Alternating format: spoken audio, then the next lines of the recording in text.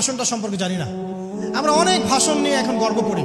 নবী করিম সাল্লাল্লাহু আলাইহি ওয়াসাল্লামের এই যে সর্বশ্রেষ্ঠ ভাষণ, এটা কতজন জানেন? বিদায় হজের ভাষণ। কতজন জানেন বিদায় হজের ভাষণে নবী সাল্লাল্লাহু আলাইহি ওয়াসাল্লাম কি বলেছিলেন উম্মতকে?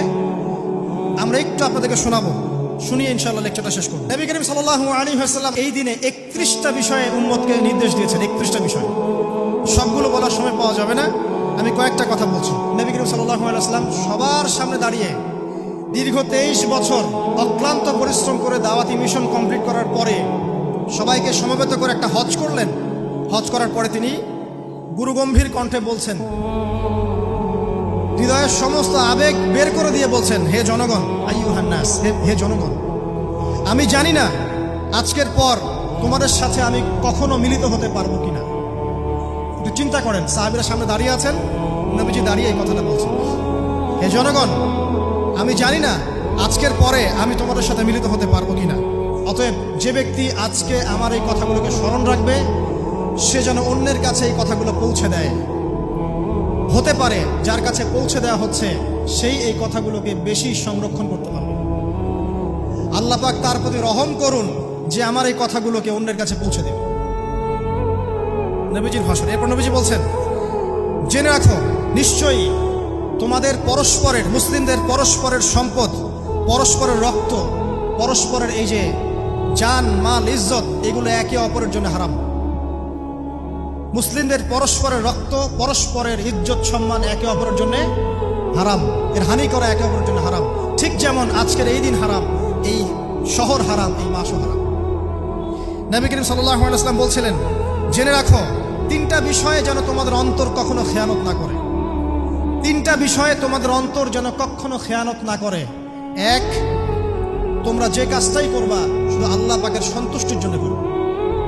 তোমরা যে কাজই করবে শুধু আল্লাহর সন্তুষ্টির জন্য করবে। তোমাদের শাসক বর্গের কল্যাণ কামনা করবে। তোমাদের শাসক বর্গের কল্যাণ কামনা করবে। 3 নাম্বার, মুসলিমদের জামাতকে আঁকড়ে ধরে রাখবে।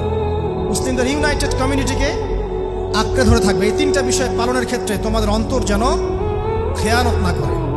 এদিন সূর্য ঢলে যাওয়ার পরে নবী সাল্লাল্লাহু আলাইহি ওয়াসাল্লাম আরো বললেন, শুনে রাখো হে মানব জাতি, এটা ভালো করে শোনেন, শুনে রাখো হে মানব জাতি, নিশ্চয়ই আমি মুহাম্মদ সাল্লাল্লাহু আলাইহি ওয়াসাল্লাম জাহেলি যুগের যত কুপ্রথা আছে সমস্ত কুপ্রথাকে আমার পায়ের তলে পিষ্ট করে গেল।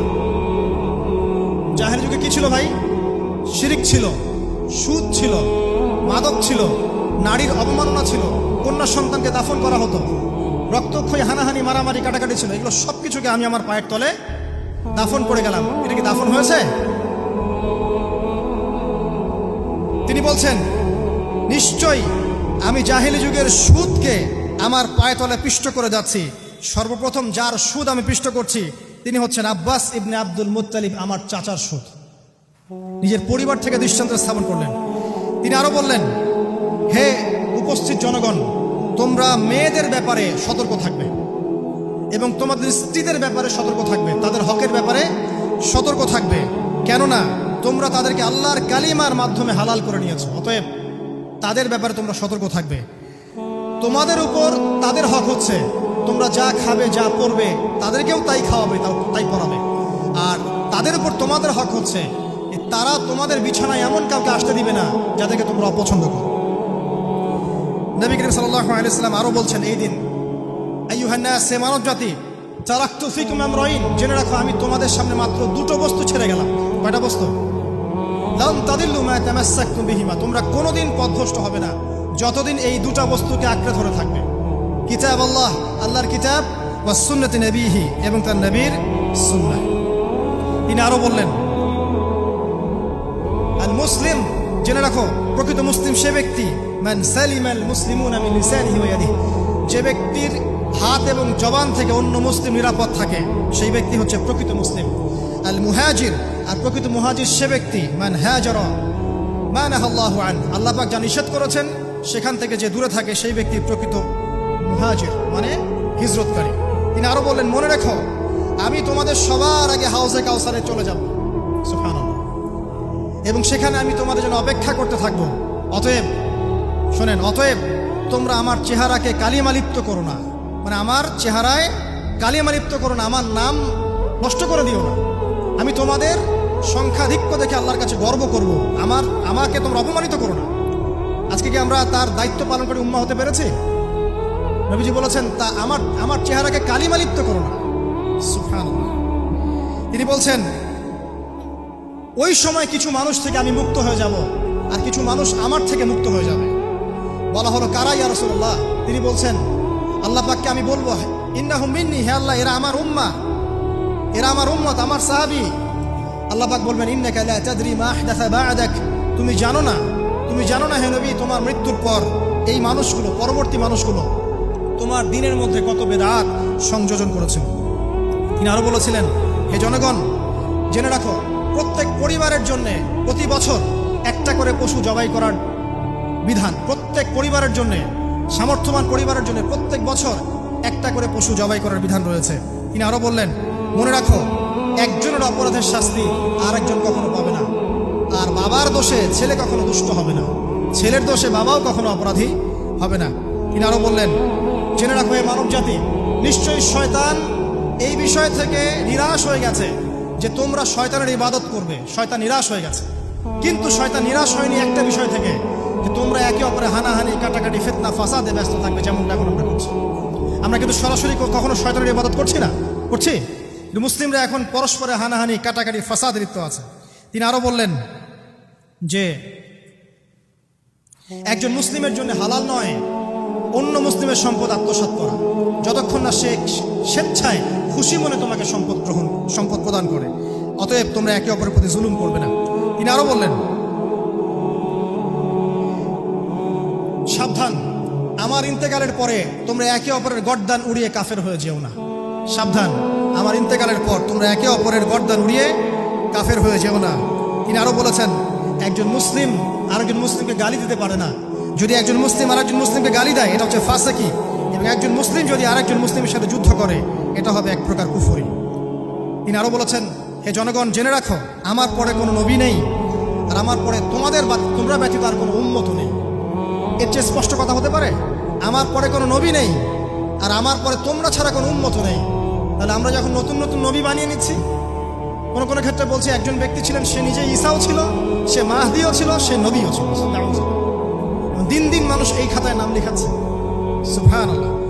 সর্বশেষ তিনি বললেন যে যদি তোমাদের উপরে, হে মানব জাতি জেনে রাখো, যদি তোমাদের উপরে একটা নাক কাটা কালো কুৎসিত কোনো আমির বা শাসকও চলে আসেন এবং সে যদি তোমাদেরকে আল্লাহর রাস্তায়, আল্লাহর কিতাব সুন্নাহ অনুযায়ী পরিচালিত করেন, তোমরা অবশ্যই তার আনুগত্য করবে, তার বিরুদ্ধে বিদ্রোহ করবে, তার আনুগত্য করবে।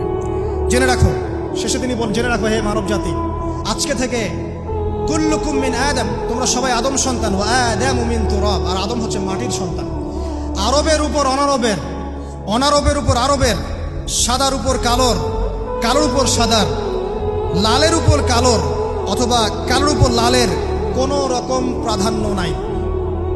ইল্লা তাকওয়া, শুধু তাকওয়া ব্যতীত। যে ব্যক্তি বেশি মুত্তাকি সে আল্লাহর কাছে বেশি মর্যাদার অধিকারী হবে ইনশাআল্লাহ তাআলা। সর্বশেষ তিনি আঙ্গুলটা উঁচু করলেন, নিজের শাহাদাত আঙ্গুল উঁচু করে আকাশের দিকে তাকালেন, এরপর জনগণের দিকে তাকালেন, তাকিয়ে বললেন যে তোমাদের ব্যাপারে, হে জনগণ তোমাদের ব্যাপারে আমাকে আল্লাহ জিজ্ঞাসা করবেন, ফামা আনতুম কাইলুন, তোমরা ওই সময় কি বলবে আমার সম্পর্কে? তখন সাহাবীরা বললেন আমরা বলবো যে আপনি বাল্লাগতা রিসালাতাক, আপনি আপনার রিসালাত পৌঁছে দিয়েছেন, ওয়াজ্জা আমানাতাক, আপনার আমানত পূর্ণ করেছেন, ওয়া নাসাহতা উম্মাতাক, এবং আপনি আপনার উম্মতকে নসিহত করেছেন। এরপরে তিনি আকাশের দিকে তাকিয়ে বললেন আল্লাহুম্মা ফাশহাদ, হে আল্লাহ আপনি সাক্ষী থাকেন। আল্লাহুম্মা ফাশহাদ, হে আল্লাহ আপনি সাক্ষী থাকেন। আল্লাহুম্মা ফাশহাদ, হে আল্লাহ আপনি সাক্ষী থাকেন যে আমি আমার দায়িত্ব পৌঁছে দিয়েছি। এরপরে নাজিল হলো আল ইয়াউমা আকমালতু লাকুম দীনাকুম ওয়া আতমামতু আলাইকুম নি'মাতি ওয়া রাদিতু লাকুমুল ইসলাম দীনান। এই হলো বিদায় হজ, আজকের এই আরাফার প্রেক্ষাপট। আমরা কতজন এটা নিয়ে চিন্তা করেছি? 1 মিনিট একটু বলে শেষ করি। দেখেন, শেষ ওসিয়ত যেগুলো হয় মানুষের, এটা খুব হৃদয় বিদারক হয় না? বাবা ইন্তেকাল করছেন, সন্তানের জন্য ওসিয়ত করে যাচ্ছেন, মাকে দেখিস ইত্যাদি ইত্যাদি। হৃদয় বিদারক হয় না? মানুষ সারা জীবন মনে রাখে না? বাট আমরা আমাদের এই নেশন, এই উম্মাহ, নবী সাল্লাল্লাহু আলাইহি ওয়াসাল্লাম উম্মাহ বলে আমরা যারা দাবি করছি, আমাদের মধ্যে বেশিরভাগ মানুষ নবী সাল্লাল্লাহু আলাইহি ওয়াসাল্লামের শেষ এই নসিহতগুলো ভুলে গেছি আমরা। নসিহতগুলোর মধ্যে সবচেয়ে ইম্পর্টেন্ট ছিল শিরক থেকে দূরে থাকা, সুদ থেকে দূরে থাকা, মুসলিম মুসলিম ভেদাভেদ না করা, শাসকের কল্যাণ কামনা করা, বিদ্রোহ না করে শাসককে উত্তম নসিহত করা।